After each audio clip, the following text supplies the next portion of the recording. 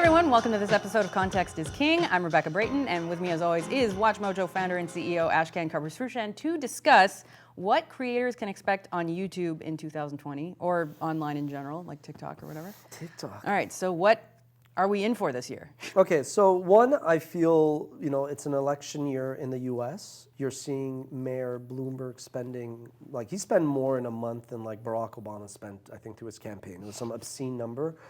Even without Bloomberg's billions, you're gonna see advertising spend lifted a bit, which I think is gonna be helpful. It'll just kind of lift all tides, so to speak.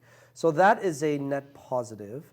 And yeah, you're going to kind of continue to see more ad dollars. I think the US Navy today, you're obviously not going to watch this today, but in early January, the US Navy also confirmed that they're going to spend less money on TV, including the Super Bowl, and put more money in gaming and online. So I think that's just going to continue, even though a caveat that a lot of marketers will actually spend some of their budgets on TV less than online because they stand out a bit more, cut from the clutter.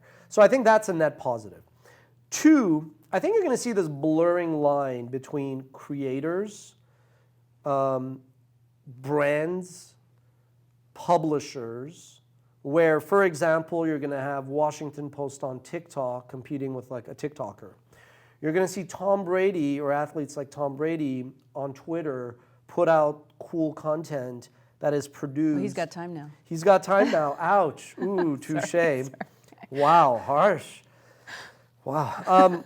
But yeah, so you're going to see Tom Brady and athletes put out content and competing for mind share, which is going to kind of disrupt that. And then, so those are who are creating. And then I feel on the distribution side, and you might have seen my New World Order with the two spheres, but on the distribution side, you're going to see screens blurring and these platforms blurring, and you're going to see that in many ways. One, you might see, Justin Bieber doing a documentary on YouTube, but then out of nowhere launching a TikTok channel and kind of cross-pollinating, and all of a sudden, will his audience convert and will he tap into a younger fan base? The fact that Justin Bieber is old already, doesn't that make us feel old? My God. Okay, so I feel that blurring of the lines creates opportunities, but pressure. What do I mean by that? If you are the average, you ask for the YouTube creator, I guess. If you're the average YouTube creator, it's hard enough to keep feeding logs into the fire that is YouTube to keep that community going. So if all of a sudden... Let alone keeping up with the new trends. That's what I'm saying, yeah. The new platforms and all. So all of a sudden, you got to be oh my God, what's my Instagram strategy? What's my Facebook strategy? What's my Twitter game? What am I doing for TikTok?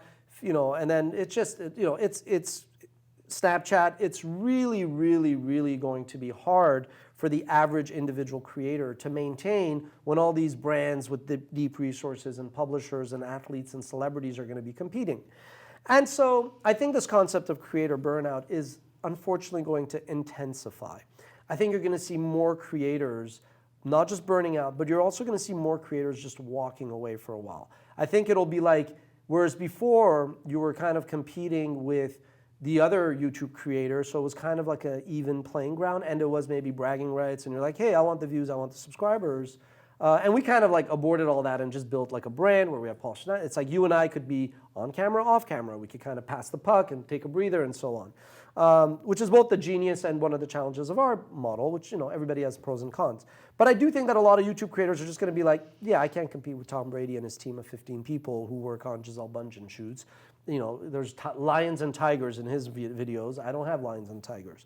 And then the fourth one, total wild card, is technically Article 19 in the EU with copyright is going to continue to simmer. There's been already some pushback regarding Article 11, the link tax, where Google was yeah, no, we're not going to pay you the sources of the content. If you want us to pay you, we just rather not include you in our search results. Because we are organic search, we don't pay for those results. We pay, people pay us to advertise, and there's a different model. And so I think on that front, YouTube and Google and Facebook, all these platforms will put points on the board. Where I think the regulators are going to then counteract is not so much around copyright, but around expression, freedom of expression. As we have seen, in places like France and Germany, you can't go around saying the Holocaust didn't exist. They don't want that. That's a stain on their history. They rather you don't go there. So the fact that the EU has issues too. Go on. Well, ignoring history. Yeah, no, that I don't like at all. Like I said, I'm very pissed that like our, if we want to put our Adolf Hitler, the Rise of Hitler video on YouTube, it will not only be demonetized, but it actually hurts all of our channel and it hurts all these employees. So, that's something that I'm definitely not, I have my own versions of creator burnout. I have my own, things that the more I'm in this industry, the more I'm like, well, does this still adhere to my principles and morals and values, so to speak? That's definitely one of those things that makes me pause. I won't lie. But the point is, I think that the regulators are putting a lot of points on the board in their favor on the hate speech front and regulating these platforms and saying that you have to do things on a global scale. Oh no, that's not true. You have to at least do things in our jurisdictions of France and Germany or the EU, and then YouTube's like, well, for these things we don't necessarily want to have two systems, so we're just going to put it across the board. So copyright still remains this kind of like overcloud that I think in the end cooler heads will prevail. But that remains another thing that is going to cause a lot of frustration. If you put it all in a big cocktail, I think nothing will really change for the YouTube creator. If anything, it'll be slightly negative. You'll have a little bit more revenue in the system.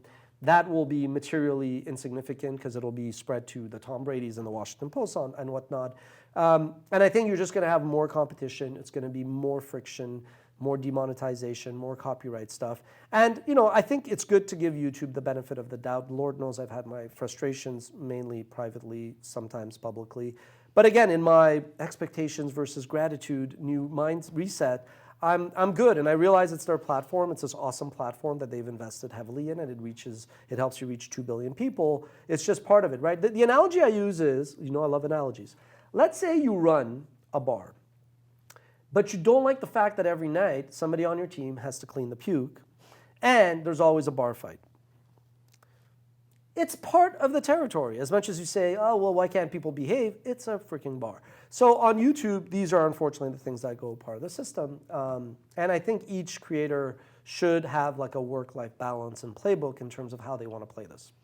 So is it really not as easy as like just getting a camera and starting to film stuff anymore? Like can someone succeed that way? You know what? We're going to do a follow-up video to answer that. That is like how the New World Order, how format, platform fit, which I think we've covered. And then if I were to be looking for the future storytelling leaders, what I would be looking for. We promise to cover that in a few days or a week. All right. Well, let us know what you think in the comments, and we'll see you next time.